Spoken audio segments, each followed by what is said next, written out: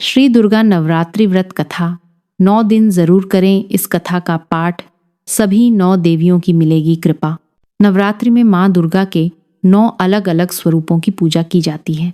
माँ दुर्गा को प्रसन्न करने के लिए नवरात्रि के दिन सबसे अच्छे माने जाते हैं। दरअसल इन दिनों जो भक्त सच्चे मन से माँ दुर्गा के सभी स्वरूपों की पूजा करता है, उसकी सारी इच्छाएं माँ दुर्गा पूरी करती हैं। 9 दिनों तक माता रानी की पूजा अर्चना के साथ आपको इस कथा का पाठ भी जरूर करना चाहिए।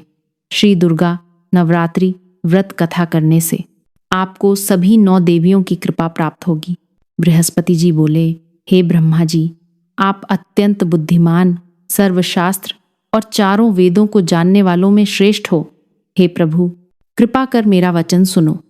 चैत्र, आश्विन, माघ और आषाढ़ मास के शुक्ल पक्ष में नवरात्र का व्रत और उत्सव क्यों किया जाता है? हे भगवान, इस व्रत का फल क्या है? किस प्रकार करना उचित है? और पहले इस व्रत को किसने किया, सो विस्तार से कहो। बृहस्पति जी का ऐसा प्रश्न सुनकर ब्रह्मा जी कहने लगे, हे बृहस्पति, प्राणियों का हित करने की इच्छा से तुमने बहुत ही अच्छा प्रश्न किया है।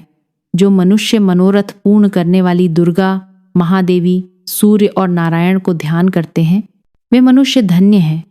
यह नवरात्र व्रत संपूर्ण कामनाओं को पूर्ण करने वाला है। इसके करने से पुत्र चाहने वाले को पुत्र, धन चाहने वाले को धन, विद्या चाहने वाले को विद्या और सुख चाहने वाले को सुख मिल सकता है। इस व्रत को करने से रोगी मनुष्य का रोग दूर हो जाता है और कारागार में पड़ा हुआ मनुष्य बंधन से छूट जाता है। मनुष्य की तमाम विपत्तियां दूर हो जाती हैं और उसके घर में संपूर्ण संपत्तियां आकार उपस्थित हो जाती हैं। बंध्या और काक बंध्या के इस व्रत के करने से पुत्र हो जाता है। समस्त पापों को दूर करने वाले इस व्रत के करने से ऐसा कौन सा मनोरथ है जो सिद्ध नहीं हो सकता?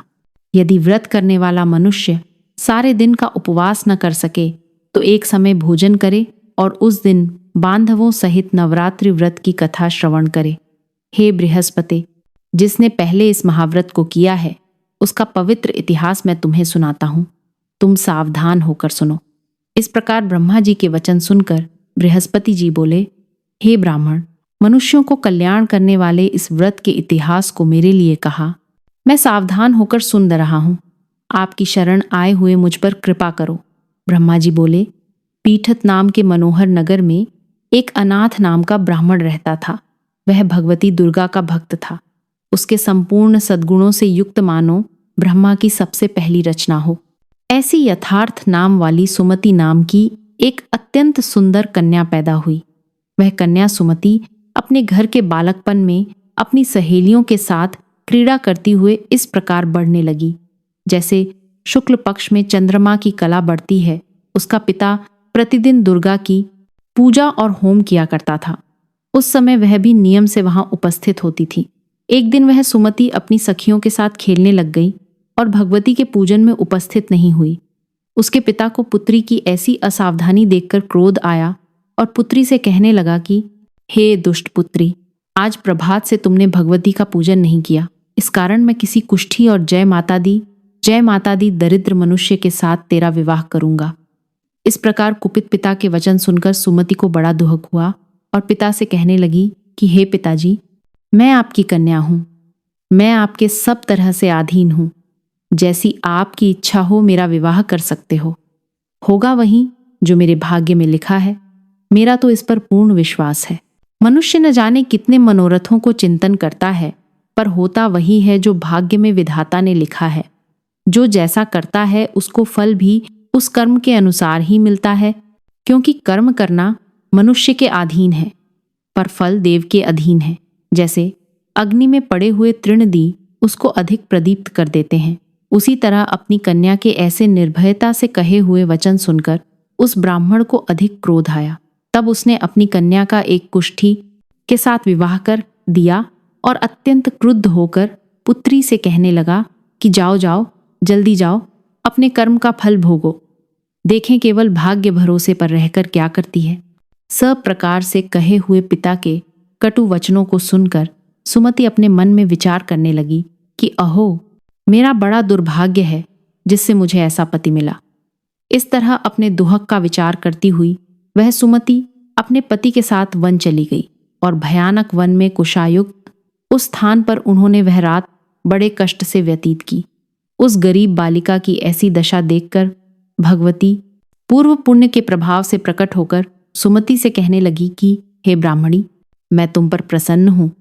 तुम जो चाहो वरदान मांग सकती हो। मैं प्रसन्न होने पर मनोवांछित फल देने वाली हूं। इस प्रकार भगवती दुर्गा का वचन सुनकर ब्राह्मणी कहने लगी कि आप कौन हैं जो मुझ पर प्रसन्न हुई हो। यह सब मेरे लिए कहा और अपनी कृपा दृष्टि से मुदासी को कृतार्थ करो। ऐसा ब्राह्मणी का वचन सुनकर देवी कहने लगी कि मैं आदि शक्ति हूं और मैं ही ब्रह्मा, विद्या और सरस्वती हूं। मैं प्रसन्न होने पर प्राणियों को दुहक दूर कर उसको सुख प्रदान करती हूं। हे ब्राह्मणी, मैं तुम पर तेरे पूर्व जन्म के पुण्य के प्रभाव से प्रसन्न हूं। तुम्हारे पूर्व जन्म का वृत्तांत सुनाती हूं। सुनो। तू पूर्व जन्म में निषाद भील की स्त्री थी और अति पतिव्रता थी। एक दिन तेरे पति निषाद ने चोरी करने के कारण तुम दोनों को सिपाहियों ने पकड़ लिया और ले जाकर झेलखाने में कैद कर दिया। उन लोगों ने तेरे को और तेरे पति को भोजन भी नहीं दिया। इस प्रकार नवरात्र के दिनों में तुमने न तो कुछ खाया और न जल ही पिया। इसीलिए 9 दिन तक नवरात्र का व्रत हो गया। हे ब्राह्मणी, उन दिनों में जो व्रत हुआ उस व्रत के प्रभाव से प्रसन्न होकर तुम्हें मनोवांछित वस्तु दे रही हूं। तुम्हारी जो इच्छा हो सो मांगो। इस प्रकार दुर्गा के कहे वचन सुनकर ब्राह्मणी बोली कि अगर आप मुझ पर प्रसन्न हैं तो हे दुर्गे, आपको प्रणाम करती हूं। कृपा करके मरे पति के कोढ़ को दूर करो। देवी कहने लगी कि उन दिनों में जो तुमने व्रत किया था उस व्रत के 1 दिन का पुण्य अपने पति का कोढ़ दूर होने के लिए अर्पण करो। मेरे प्रभाव से तेरा पति कोढ़ से रहित और सोने के समान शरीर वाला हो जाएगा। ब्रह्मा जी बोले। इस प्रकार देवी का वचन सुनकर वह ब्राह्मणी बहुत प्रसन्न हुई और पति को निरोग करने की इच्छा से ठीक है ऐसे बोली। तब तक उसके पति का शरीर भगवती दुर्गा की कृपा से कुष्ठहीन होकर अति कांतियुक्त हो गया, जिसकी कांति के सामने चंद्रमा की कांति भी क्षीण हो जाती है। वह ब्राह्मणी पति की मनोहर देह को देखकर देवी को अति पराक्रमी वाली समझकर स्तुति करने लगी कि हे दुर्गे, आप दुर्गत को दूर करने वाली, तीनों जगत का संताप हरने वाली, समस्त दुहकों को दूर करने वाली, रोगी मनुष्य को निरोग करने वाली, प्रसन्न होने पर मनोवांछित वस्तु को देने वाली और दुष्ट मनुष्य का नाश करने वाली हो। तुम ही सारे जगत की माता और पिता हो। हे अम्बे, मुंह अपराध रहित अबला की मरे पिता ने कुष्ठ के साथ विवाह कर मुझे घर से निकाल दिया।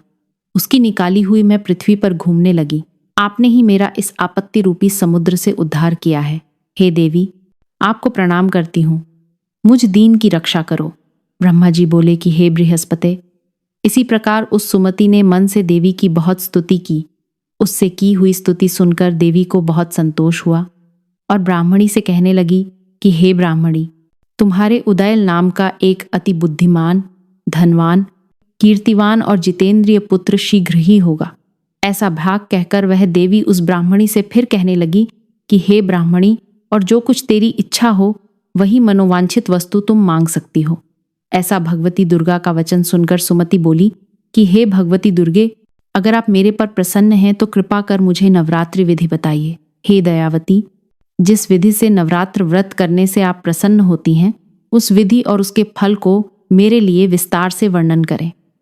इस प्रकार ब्राह्मणी के वचन सुनकर दुर्गा कहने लगी कि हे ब्राह्मणी, मैं तुम्हारे लिए संपूर्ण पापों को दूर करने वाली नवरात्र व्रत विधि को बतलाती हूँ, जिसको सुनने से तमाम पापों से छूटकर मोक्ष की प्राप्ति हो जाती है। आश्विन माह आस के शुक्ल पक्ष की प्रतिपदा से लेकर 9 दिन तक विधि पूर्वक व्रत करें। यदि दिन भर का व्रत न कर सके तो 1 समय का भोजन करें। पढ़े लिखे ब्राह्मणों से पूछकर घट स्थापना करें और वाटिका बनाकर उसको प्रतिदिन जल से सींचें। महाकाली, महालक्ष्मी और महासरस्वती की मूर्तियां बनाकर उसकी नित्य विधि सहित पूजा करें और पुष्पों से विधि पूर्वक अर्घ्य दें। बिजौरा के फूल से अर्घ्य देने से रूप की प्राप्ति होती है। जायफल से, कीर्ति दाग से कार्य की सिद्धि होती है। आंवले से सुख और केले से भूषण की प्राप्ति होती है। इस प्रकार फलों से अर्घ्य देकर यथाविधि हवन करें। खांड, घी, गेहूं, शहद, जौ, तिल, बिंब, नारियल, दाख और कदम्ब इनसे हवन करें। गेहूं होम करने से लक्ष्मी की प्राप्ति होती है। खीर व चंपा के पुष्पों से धन और पत्तनों से तेज और सुख की प्राप्ति होती है। आंवले से कीर्ति और केले से पुत्र हो। कमल से राज सम्मान और दुखों से सुख संपत्ति की प्राप्ति होती है। व्रत करने वाला मनुष्य इस विधान से होम कर आचार्य को अत्यंत नम्रता के साथ प्रणाम करे और यज्ञ की सिद्धि के लिए उसे दक्षिणा दे।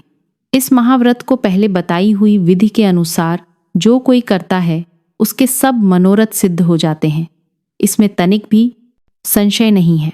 इन 9 दिनों में जो कुछ दान आदि दिया जाता है उसका करोड़ों गुना फल मिलता है। इस नवरात्रि के व्रत करने से ही अश्वमेघ यज्ञ का फल मिलता है। हे ब्राह्मणी, इस संपूर्ण कामनाओं को पूर्ण करने वाले उत्तम व्रत को तीर्थ मंदिर अथवा घर में ही विधि के अनुसार करें। ब्रह्मा जी बोले कि हे बृहस्पति, इस प्रकार ब्राह्मणी को व्रत की विधि और फल बताकर देवी अंतर्ध्यान हो गई। जो मनुष्य या स्त्री इस व्रत को भक्तिपूर्वक करता है वह इस लोक में सुख पाकर अंत में दुर्लभ मोक्ष को प्राप्त होता है। हे बृहस्पति, यह दुर्लभ व्रत का माहात्म्य मैंने तुम्हारे लिए बतलाया है। ऐसा ब्रह्मा जी के वचन सुनकर बृहस्पति जी आनंद के कारण रोमांचित हो गए और ब्रह्मा जी से कहने लगे, हे ब्रह्मा जी, आपने मुझ पर अति कृपा की जो अमृत के समान इस नवरात्रि व्रत का महात्म्य सुनाया। हे प्रभो, आपके बिना और कौन इस महात्म्य को सुना सकता है? ऐसे बृहस्पति जी के वचन सुनकर ब्रह्मा जी बोले कि हे बृहस्पति, तुमने सब प्राणियों का हित करने वाले इस अलौकिक व्रत को पूछा है, इसलिए तुम धन्य हो। यह भगवती शक्ति संपूर्ण लोकों का पालन करने वाली है। इस महादेवी के प्रभाव को कौन जान सकता है। जय माँ दुर्गा।